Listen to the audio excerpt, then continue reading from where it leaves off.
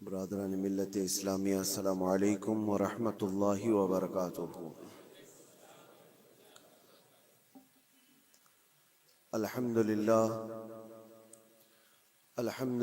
الحنان المنان الذي خلق الإنسان وعلمه البيان، والصلاة والسلام على رسوله سيد الإنس والجان وعلى آله وأصحابه ذوي الخير والإحسان، أما بعد، فأعوذ بالله من الشيطان الرجيم، بسم الله الرحمن الرحيم،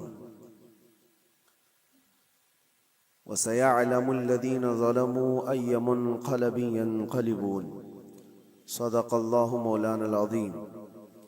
بارگاہ رسالت معاب صلی اللہ تعالی علیہ وسلم میں درود پاک کا ہدیہ پیش کریں۔ اللهم صل على سيدنا ومولانا محمد معدن الجود والكرم وآله وأصحابه الكرام وابنه الكريم وبارك وسلم صلاة دائمة سرمدا أبدا۔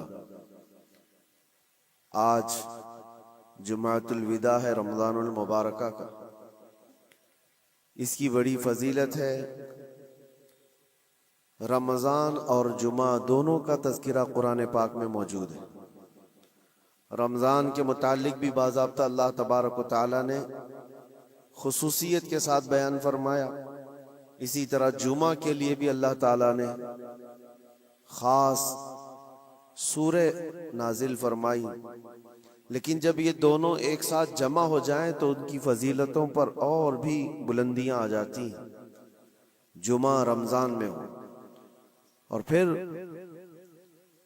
علامہ ابن رجب حنبلی فرماتے ہیں کہ جب طاق راتوں میں سے کوئی ایک رات جمعہ کی رات کو آ جائے تو غالب گمان یہ ہے کہ لیلۃ القدر اسی رات کو ہوگی۔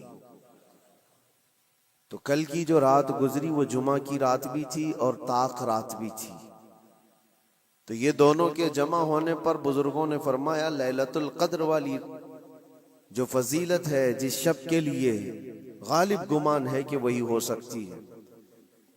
لیکن ہم سب اللہ کریم کی بارگاہ میں یہ آس و امید لگا کر دعا کرتے ہیں کہ ہم گنہگاروں کو اس کی مبارک گھڑیوں میں سے کوئی گھڑی قبولیت کی عطا فرمائے۔ اور آج کے دن کے متعلق یہ بھی فرمایا گیا کہ جمعہ یعنی سورج غروب ہونے سے پہلے پہلے ایک گھڑی ایسی آتی ہے جس میں اللہ تعالیٰ بندے کی ہر دعا قبول فرماتا ہے، قبولیت کا وقت ہوتا ہے۔ اور یہ بھی فرمایا گیا کہ اس نے ایمان و احتساب کے ساتھ آج جو نماز پڑھا، اس سے پہلے جو گناہ کیا تھا اللہ تعالیٰ سب کو معاف فرمائے گا۔ رمضان المبارکہ کی ہر رات بخشش ہوتی ہے، اور جتنے لوگوں کی رمضان میں بخشش ہو گئی اتنی تعداد صرف آج کے جمعہ کے دن بخشے جاتے ہیں۔ اور پھر عید کی رات کے لیے بھی فرمایا گیا۔ تو اب یہ چند ساعتیں رہ گئی ہیں اور چند لمحے باقی رہ گئے ہیں رمضان کو رخصت ہونے میں۔ دعا یہ کرو کہ اللہ یہ رمضان کے گزرنے سے پہلے ہم سب کی بخشش کا اعلان فرمائے۔ جو ہزاروں لوگ، لاکھوں لوگ جہنم سے آزاد ہو رہے ہیں، ان آزاد ہونے والوں میں ہمارا نام بھی مولا شامل فرمائے۔ ویسے دنیا بھر میں آج کے دن کو مسلمانوں نے یوم القدس کے نام سے منسوب کیا ہے۔ یوم القدس کے نام سے اس کو موسوم کیا ہے۔ دنیا الگ الگ ڈے مناتی ہے، mother's day, father's day, women's day, وہ پتہ نہیں کون کون سے ڈے بہت سارے منائے جاتے ہیں۔ اسلامی اعتبار سے ساری دنیا کے مسلمانوں نے رمضان کے آخری جمعہ کو القدس ڈے، یوم القدس یعنی بیت المقدس کی حفاظت والا دن قرار دیا۔ پوری دنیا آج دعاؤں میں مشغول ہے اور امت کو قدس کے متعلق اویئرنیس لانے کے لیے، ان کے اندر معلومات پیدا کیے جانے کے لیے ہر جگہ پر محفلیں ہوتی ہیں، تقاریر ہوتی ہیں، اور ہونا بھی چاہیے کہ امت کو یہ حصہ ٹرانسفر کیا جائے۔ آج دور دراز بیٹھے ہوئے لوگ یہ سمجھتے ہیں کہ فلسطین میں جو کچھ بھی چل رہا ہے وہ ان کا علاقائی جھگڑا ہے، ان کے بارڈر کا مسئلہ ہوگا جیسے ہمارے لیے کشمیر کا مسئلہ بنتا ہے۔ ایسا نہیں ہے میرے عزیزو، یہ بہت پرانی تاریخ ہے۔ بیت المقدس جو خطہ ہے جس کو مسجد اقصی کہا گیا قرآن پاک میں، جہاں سے رسول کریم صلی اللہ تعالی علیہ وسلم کی معراج ہوئی، جس کا ذکر صاف قرآن پاک میں ہے، سبحان الذی اسری بعبدہ لیلا من المسجد الحرام الی المسجد الاقصی۔ پاک ہے وہ ذات جس نے اپنے بندے خاص کو ایک رات مسجد حرم سے جو مکہ میں مسجد اقصی تک کا سفر کرایا۔ مسجد اقصی کیا ہے؟ قرآن کہتا ہے الذی بارکنا حولہ، جس کے ارد گرد ہم نے برکت رکھی ہے، جس کے ارد گرد برکتیں رکھی گئی ہیں۔ تو مسجد اقصی یہ کل پرسوں والی، سال دو سال پہلے والی یا 100-200 سال پہلے والی مسجد کا نام نہیں ہے، یہ اتنی پرانی ہے جس کی تاریخ تقریباً 4000 سال پہلے کی۔ سیدنا ابراہیم علیہ السلام کے زمانے سے یہ آباد علاقہ، اور ایک دو نہیں ہزاروں انبیاء اکرام علیہ السلام کا وہ قبلہ رہا ہے، اور خود مسلمانوں کا بھی قبلہ اول وہی تھا، پہلے اسی کی طرف منہ کر کے نماز ادا کیا جاتا۔ اور نبی پاک صلی اللہ تعالی علیہ وسلم جب مدینہ طیبہ ہجرت فرما کر آئے تو آپ اندازہ کیجئے کہ بعثت کے 13 سال کے بعد، یعنی حضور کے اعلان نبوت کے 13 سال کے بعد حضور پاک صلی اللہ تعالی علیہ وسلم نے ہجرت فرمائی، مکہ کے 13 سال، اور پھر مدینہ جانے کے بعد وہاں 17 مہینے تقریباً 1.5 سال بیت المقدس کی طرف منہ کر کے ہی نماز پڑھی جاتی تھی، بیت المقدس کی طرف رخ کر کے ہی عبادت ہوتی۔ اور 17 مہینے کے بعد پھر وہ حکم آیا، وہ بھی میرے مصطفیٰ کریم صلی اللہ علیہ وسلم کی خواہش پر، کہ آپ ظہر کی نماز ادا کر رہے تھے اور آپ کے دل میں یہ خیال آیا کہ ہمارا قبلہ بیت المقدس کی بجائے خانہ کعبہ ہوتا تو اچھا ہوتا۔ رب تبارک و تعالیٰ کی بارگاہ میں وہ خواہش کرتے ہوئے آسمان کی طرف نماز کی حالت میں حضور دیکھ رہے تھے، چہرہ آسمان کی طرف اٹھا رہے تھے، 2 رکعت ہو چکی تھی، تب اللہ تعالیٰ نے قرآن کی آیت نازل فرمائی نماز کی حالت میں ہی، قد نرا تقلب وجہک فی السماء فلنولینک قبلۃ ترضاها۔ اے محبوب، ہم آپ کا چہرہ اٹھانا دیکھ رہے ہیں آسمان کی طرف، اور عنقریب آپ کو اسی طرف پھیر دیں گے جہاں آپ کی رضا ہے، آپ کی جس میں خوشی ہے۔ اور پھر فوراً آیت بھی نازل ہو گئی، فولی وجہک شطر المسجد الحرام۔ دیر کس بات کی محبوب، ابھی آپ اپنا چہرہ خانہ کعبہ کی طرف فرما لیں۔ بیت المقدس سامنے ہے تو خانہ کعبہ بالکل اپوزٹ میں۔ حضور اکرم صلی اللہ علیہ وسلم 2 رکعت کے بعد نماز کی حالت میں ہی گھوم گئے، اور اس کے بعد باقی کی 2 رکعت خانہ کعبہ کی طرف منہ کر کے پڑھائی۔ تو قبلہ تو جو بدلا وہ نبی پاک صلی اللہ علیہ وسلم کے زمانے میں 17 مہینے نماز مدینے میں پڑھنے کے بعد، لیکن اس سے پہلے بیت المقدس قبلہ اول رہا۔ بیت المقدس انبیاء اکرام کا مسکن ہے، تقریباً 30,000 کے قریب انبیاء اکرام علیہ السلام اس کے ارد گرد ہیں بیت المقدس کے، اور وہ اس کو قرآن پاک نے ارض مقدس کہا ہے، ارض مقدس بھی قرآن پاک میں اس کا ذکر ہے۔ مسئلہ یہ ہے کہ وہاں پر دنیا کے 3 بڑے پرانے جو ادیان ہیں ان کا وہ محور و مرکز بنتا چلا جاتا ہے، یہودیت، عیسائیت اور مسلمانوں کے لیے، سب کے لیے وہ مقدس ہے، محترم ہے، متبرک ہے۔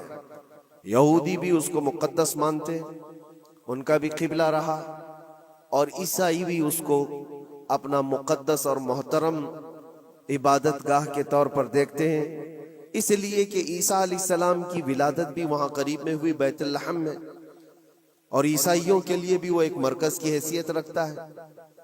اور یہ آسمانی مذاہب میں ایمان والے مسلمانوں کے لیے بھی وہ مقدس و متبرک ہے۔ اس کی وجہ چاہے جو بھی ہو، قرآن پاک میں اس کا ذکر ہے، اور نبی پاک صلی اللہ علیہ وسلم نے وہاں سے معراج فرمائی۔ معراج کا سفر شروع فرمایا۔ تو اس اعتبار سے تین بڑے ادیان جو دنیا کے ہیں ان میں یہ اختلاف کا مسئلہ آج سے نہیں رہا، برسوں سے رہا۔ چلیں اگر آج کوئی ہم پر یہ الزام لگاتا ہے یہ کہ مسلمانوں کا اور یہودیوں کا مسئلہ ہے، تو میرے عزیزوں فلسطین میں مسلمانوں کے آنے سے پہلے کی اگر تاریخ آپ پڑھیں گے تو یہودیوں اور عیسائیوں میں کئی جنگیں وہاں پر ہوئی، کئی جنگیں بیت المقدس کو لے کر کے۔ بیت المقدس میں پہلے یہودیوں کا غلبہ تھا تو عیسائیوں کا بادشاہ ٹائٹس اور ہرکیولس، یہ سب بادشاہوں کے جو نام ہیں آپ تاریخ میں پڑھیں، یہ حضور پاک صلی اللہ تعالیٰ علیہ وسلم کی آمد سے پہلے والے، انہوں نے طاقت حاصل کی، غلبہ حاصل کیا۔ تو ٹائٹس جو بادشاہ تھا عیسائیوں کا، اس نے اتنا قتل عام کیا تھا یہودیوں کا، اتنا قتل عام کہ پورے فلسطین کی زمین خون سے بہہ رہی تھی اس زمانے میں۔ اور پھر جب یہودیوں کا غلبہ آیا تھا تو یہودیوں نے عیسائیوں کا قتل عام کیا تھا، کسی کو چھوڑا نہیں تھا۔ تو بیت المقدس کے حصول کے لیے، اس پر غلبہ حاصل کرنے کے لیے جنگیں برسوں سے چلی، بہت برسوں سے۔ پھر جب وہ دور آیا، حضور پاک صلی اللہ تعالیٰ علیہ وسلم نے اعلان نبوت فرمایا، اسلام پوری دنیا میں پھیلنے لگا۔ پھر بھی حضور اکرم صلی اللہ علیہ وسلم کی زندگی پاک میں بیت المقدس پر، مسجد اقصیٰ پر مومنین کا یا مسلمانوں کا وہ غلبہ نہیں تھا۔ زمانہ بیت گیا، حضرت عمر فاروق رضی اللہ تعالیٰ عنہ کا زمانہ آیا۔ جب حضرت عمر فاروق کا زمانہ آیا تو اسلامی سلطنت کی سرحدیں بہت دور دور تک پھیل گئیں۔ مصر فتح ہو گیا، ایران فتح ہو گیا، روم فتح ہو گیا، بہت سارے علاقے فتح ہو کر اسلام میں داخل ہوئے۔ تو ایک محاذ فلسطین فتح کرنے کے لیے بھی حضرت عمر فاروق کے زمانے میں بھیجا گیا، جس میں حضرت ابو عبیدہ بن جراح رضی اللہ تعالیٰ عنہ بھی موجود تھے۔ اور وہ اسلامی لشکر جب گیا تو فلسطین کو ان لوگوں نے فتح کیا۔ فلسطین جب فتح ہوا، بیت المقدس جب حاصل کیا گیا، وہ بھی تاریخ بڑی عظیم ہے میرے عزیزوں۔ وہاں اس وقت عیسائیوں کا غلبہ تھا، یہودیوں کو نکال کر پھینک دیا گیا، مار دیا گیا، جیسے بھی ان کے ہر بار ہوتے تھے۔ جب ان کا غلبہ آئے تو ان کو مارے، ان کا غلبہ آئے تو ان کو مارے، یہ جنگیں چلتی تھی۔ پھر جب اسلام آیا تو اس زمانے میں عیسائیوں کا وہاں غلبہ تھا، انہوں نے حوالے کر دیا بیت المقدس کو، مسجد اقصیٰ کو حوالے کیا۔ تو یہ بہت بڑی خوشی کی بات تھی۔ تو اس وقت وہاں موجود صحابہ نے حضرت عمر فاروق رضی اللہ تعالیٰ عنہ کو خط لکھا کہ آپ تشریف لائیں کہ بیت المقدس فتح ہو چکا ہے۔ اور یہ مسلمانوں کے لیے ایک بہت بڑی بشارت تھی، بہت بڑی عظیم خوشخبری تھی، اور سب انتظار میں تھے کہ امیر المومنین آئیں گے تو ان کے ذریعے سے یہاں پر نماز ادا کی جائے گی۔ حضرت عمر نے خبر پاتے ہی سفر شروع فرمایا تھا، لیکن وہ کس حال میں سفر کیا تاریخ میں موجود ہے۔ وقت کا امیر المومنین جس نے محاذ پہ محاذ چھیڑ رکھے تھے اور بڑے بڑی سلطنتوں کو زیر کر دیا تھا، لیکن بیت المقدس کے فتح ہونے کی خبر پا کر جب جانا تھا تو بہت لاؤ لشکر لے کر کے نہیں نکلے، اپنے ایک غلام اور ایک گھوڑے کے ساتھ نکلے تھے مدینہ طیبہ سے۔ اور وہ بھی اس حال میں نکلے تھے کہ غلام سے طے کر لیا تھا کہ 1 میل میں اس پر بیٹھوں گا، تو چلے گا، اور 1 میل تو بیٹھے گا اور میں اس رسی پکڑ کر چلوں گا۔ یہ دونوں میں طے ہو چکا تھا۔ اس طرح سے امیر المومنین سفر کرتے ہوئے فلسطین پہنچے تھے، بیت المقدس پہنچے تھے۔ حضرت عمر فاروق رضی اللہ تعالیٰ عنہ، یہ باتیں آج اس لیے بتا رہا ہوں کہ جنہوں نے خون کا بازار گرم کر رکھا ہے، اور جو ہم پر یہ الزامات ہیں کہ تلوار کے زور پر علاقے حاصل کیے، تو حضرت عمر کی یہ سیرت بھی بتاؤ، یہ تاریخ بھی بتاؤ کہ فاتح قوم کس طرح سے جاتی ہے، اکڑ کر، لوگوں کو پکڑ کر نہیں۔ حضرت عمر جب بیت المقدس کے فتح کے بعد فلسطین آ رہے تھے، خبر مشہور ہو گئی، عیسائی بھی مسلمان بھی جو وہاں موجود تھے، سب لوگ امیر المومنین کو دیکھنے کے لیے باہر نکلے تھے۔ اتفاق ایسا تھا کہ فلسطین جب قریب تھا تو سواری پر بیٹھنے کی باری غلام کی تھی، حضرت عمر کی باری رسی پکڑنے کی تھی۔ وہ رسی پکڑ کر کے وہاں قریب پہنچے تو لوگوں نے یہ سوچا جو سواری پر بیٹھا ہے وہ امیر المومنین ہے، لوگ سب اس کے پیچھے دوڑنے لگے۔ تو وہاں موجود صحابی رسول حضرت ابو عبیدہ نے کہا، اے لوگو تم غلط فہمی میں ہو، سواری پر بیٹھا ہوا امیر المومنین نہیں، گھوڑے کی رسی پکڑا ہوا وہ امیر المومنین، وہ تو غلام ہے ان کا۔ لوگوں نے پوچھا ایسا کیسے ہو سکتا ہے، تمہارا اتنا بڑا عظیم بادشاہ، اتنا بڑا سلطان، وہ رسی پکڑ کر چل رہا ہو، کوئی غلام بیٹھا ہو؟ کہا یہی تو اسلام کا عدل ہے، فاروق اعظم کا عدل ہے۔ انہوں نے یہ طے کیا ہے کہ راستے میں دونوں برابر کے سفر میں حصے دار ہوں گے، تھوڑا آرام تم کرو گے، تھوڑا آرام ہم کریں گے۔ ان اخلاق کو دیکھ کر موجود کئی لوگوں نے اسلام قبول کیا تھا۔ حضرت سیدنا عمر ابن خطاب رضی اللہ تعالیٰ عنہ اسی موقع پر یہ بھی ارشاد فرماتے ہیں، لوگوں نے جب یہ دیکھا امیر المومنین امیر المومنین کہہ کر پکارا تو آپ کی آنکھوں میں آنسو آئے۔ فتح بیت المقدس کے موقع پر میرے عزیزوں ہو سکتا ہے کسی کا سینہ چوڑا ہو جائے کہ بیت المقدس فتح کر لیا ہے، اب ہم نے مسلمانوں کا قبلہ اول واپس آ گیا ہے۔ اس لیے کہ تاریخ میں پہلے سے موجود ہے اور بعد میں بھی کہ جس بادشاہ نے وہاں پر چڑھائی کی اور فتح کیا، غلبہ حاصل کیا، اس نے غرور کرورتا ایسی دکھائی کہ سارے لوگوں پر یہ دھوس جمانا چاہا کہ یہ میری طاقت کا نشہ دیکھ لو، میں جب طاقت سے چڑھائی کرتا ہوں تو کیا حالات ہوتے۔ سب کو جس بادشاہ نے بھی بیت المقدس پر چڑھائی کی ہے اس نے اپنا غرور اور اپنا گھمنڈ لوگوں کو دکھایا۔ یہ امیر المومنین عمر ابن خطاب تھے، جب بیت المقدس فتح ہونے کے بعد آئے تھے تو آنکھوں میں آنسو تھے اور روتے ہوئے لوگوں سے کہا، اے لوگوں میری کوئی حیثیت نہیں، میں تمہیں بتاتا ہوں میں خطاب کا بیٹا عمر ہوں۔ بچپن میں مجھ سے 2 بکریاں نہیں سنبھلی جاتی تھی، میرے باپ مجھے مارتے تھے، جب بکریاں میں نہیں سنبھال پاتا تو روز مار کھاتا تھا، اور آج اللہ کے فضل سے پورے علاقے مصر، یمن، عراق، ایران، روم، اب یہ فلسطین، عرب، حجاز، تقریباً آج کی 6 کنٹری جس کا رقبہ 36 لاکھ اسکوائر کلومیٹر کے آس پاس ہوتا ہے۔ حضرت عمر کہتے یہ پورا علاقہ آج تنہا عمر اس کو ہانک رہا ہے اور ہماری نگرانی میں ہے، اس لیے نہیں ہے کہ خطاب کا بیٹا عمر ہے، اس لیے کہ محمد عربی کا غلام عمر ابن خطاب حضور اکرم صلی اللہ تعالیٰ علیہ وسلم سے وابستہ ہوں، تو اللہ تبارک و تعالیٰ نے یہ طاقت و قوت اور یہ غلبہ عطا کیا ہے۔ ایک مختصر سی تاریخ میں آپ کے سامنے رکھتے آ رہا ہوں۔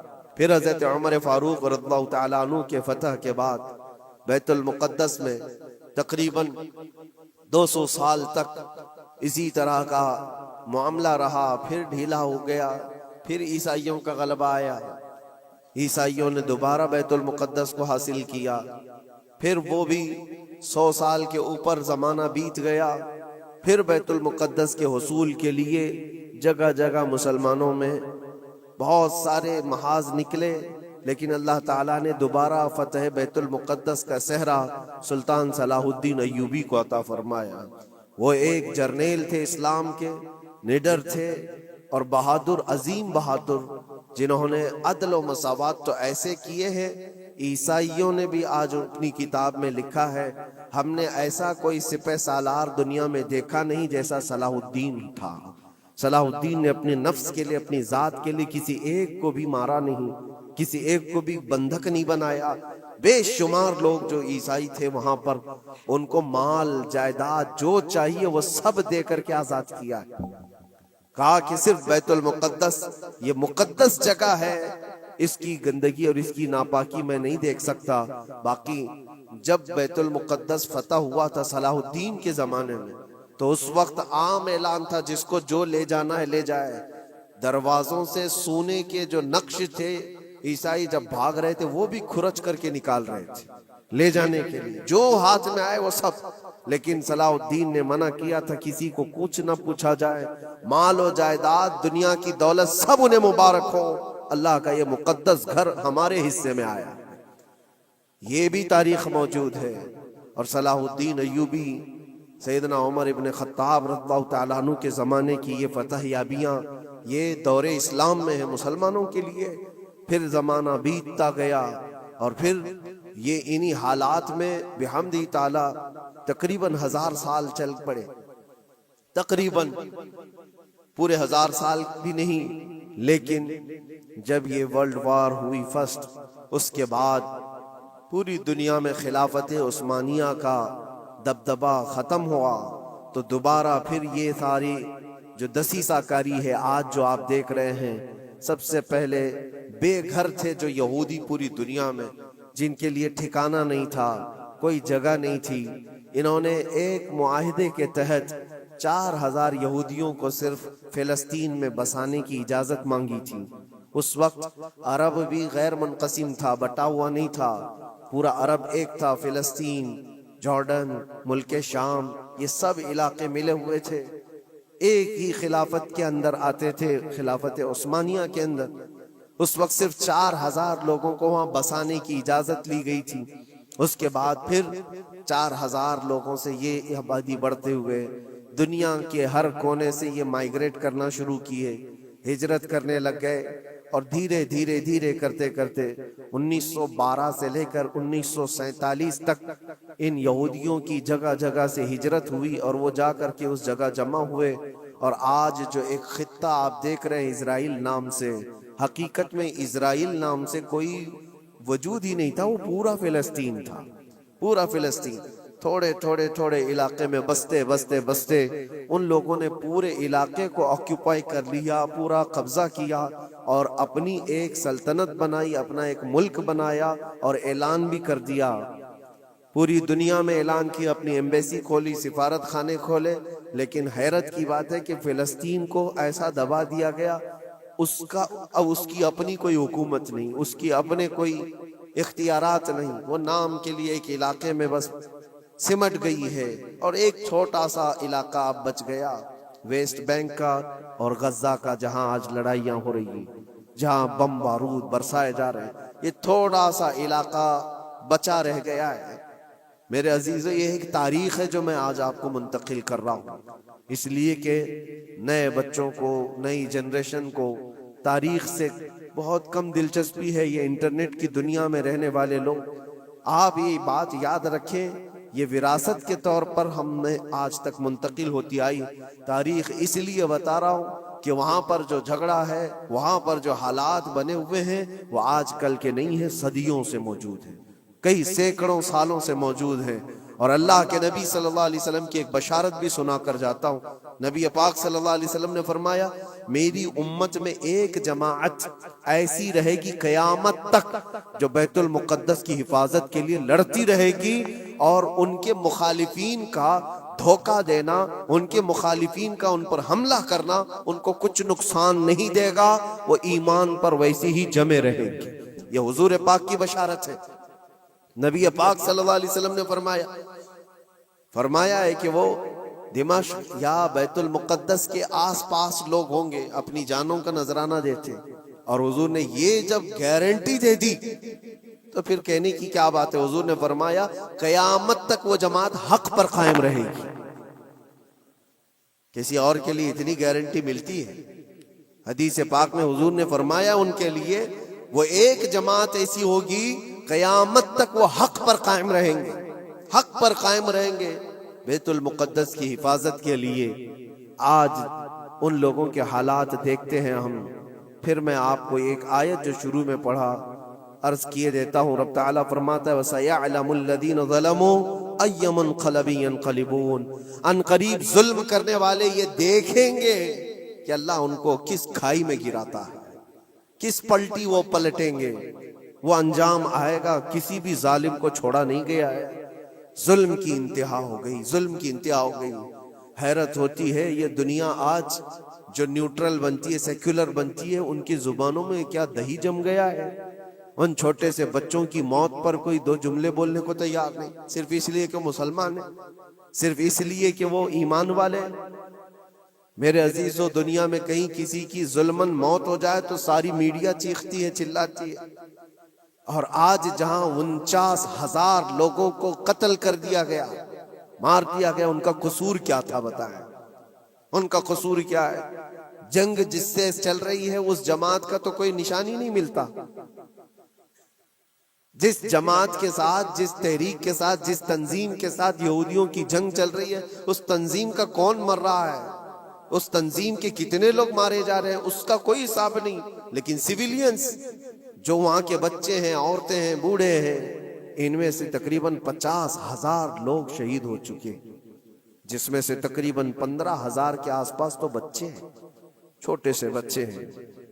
کلیجہ منہ کو آتا ہے یہ ساری باتیں دیکھ کر کے، سن کر کے. میرے عزیزو، جگر رکھنے والا دنیا کا کوئی بھی انسان ہو، جس کے اندر تھوڑی انسانیت باقی ہو، وہ یہ تمام مناظر کو دیکھ کر کے ویرودھ تو ضرور کرے گا. اور اگر یہ باتیں بھی ہم کو یہاں کہنے میں کسی کو ایسا لگتا ہے تو میں اس کی پرواہ نہیں کرتا. ایمان جب تک ہے ہم بولتے رہیں گے. جہاں لوگوں کی جانیں چلی جا رہی ہوں اور تم کہتے ہو کہ یہ حالات صحیح نہیں ہو بولنے کے لیے، تو پھر ایسی بزدلی میں جی کر کے بھی مطلب نہیں، مر جانا ہی بہتر ہے. کس لیے جی رہے ہیں؟ حق کو حق نہ کہا جائے، ظلم کو ظلم نہ کہا جائے. کیا اتنے بھی زیادہ بزدلی آ گئی ہے؟ میرے عزیزو، آپ کو بتانے کا مقصد یہ ہے. مجھے پتا ہے لوگوں کو یہ بھی لگتا ہے کہ یہاں بیان کر کے مطلب کیا ہے، فلسطین میں ظلم ہو رہا ہے، بچے مارے جا رہے ہیں، یہاں بیان کر کے کیا مطلب ہے؟ یہ تھوڑی نہ وہاں جائیں گے مدد کرنے کے لیے. لیکن میرے عزیزو، فزیکلی آپ جا تو نہیں سکتے، لیکن اس سے بہت ساری عبرتیں، بہت سارے سبق تم سیکھ سکتے ہو. تم سردی بخار پر آئیں کائیں کرنے لگ جاتے ہو، جن کے گھروں پر روز بم بارود ہو، ان لوگوں کو دیکھو کبھی تو آج بھی الحمدللہ کہتے ہیں. ایک خاتون کو دیکھا جس کے 4 بیٹے شہید ہو گئے، 4 بیٹے شہید ہو گئے. عورتوں میں وہ بیان کر رہی ہے، بڑا بیٹا 27 سال کا، دوسرا بیٹا 25 سال کا، تیسرا 23 سال کا. اس طرح سے عمر جوانی، بھری جوانی میں جس کے 4 لڑکے شہید ہوئے. آنکھوں میں آنسو کچھ نہیں. کسی نیوز رپورٹر نے کہا کہ 4 بیٹے تیرے اتنی بھری جوانی میں مارے گئے، تجھے غم نہیں کسی بات کا؟ کیا بہترین جواب دیتی وہ خاتون، کہتی ہے جس کا ہر بیٹا جنت میں پہنچ چکا ہو اسے غم کس بات کا؟ کیونکہ اللہ کا وعدہ ہے، میرے نبی کا وعدہ ہے، وہ شہید ہیں اور شہید جنت میں ہو چکا ہوتا ہے، اور شہید کو اس کی موت سے پہلے اس کا جنت میں ٹھکانہ دکھایا جاتا ہے. وہ خاتون کہتی ہے روتی اس وقت جب میرا بیٹا تاش کے پتوں پر بیٹھا ہوتا، شراب کے اڈے پر گیا ہوتا، بہک کر کے کہیں بگڑ گیا ہوتا، تو پھر دل پر افسوس ہوتا کہ میرا بیٹا راستہ بھٹک چکا ہے، میرا بیٹا عیاشی میں جا چکا ہے. لیکن جس ماں کو یہ یقین ہے کہ اس کے جیتے جی اس کا بیٹا جنت میں پہنچ چکا ہے، تو پھر غم کس بات کا؟ میں تو ان کے صدقے میں دعا کرتی ہوں کہ مولا ان کے راستے مجھے بھی وہاں تک پہنچا. یہ ایمانی جذبہ ہے میرے عزیز، ایمانی جذبہ ہے. اللہ تعالیٰ نے انہیں صبر دیا ہے. تمہیں یہ چیزیں اس لیے بتا رہا ہوں کہ آپ چھوٹی مصیبتوں کو بہت بڑی بنا کر کے سمجھتے ہیں کہ حالات بہت خراب ہیں. ایسے حالات خراب ہیں آپ کے پاس؟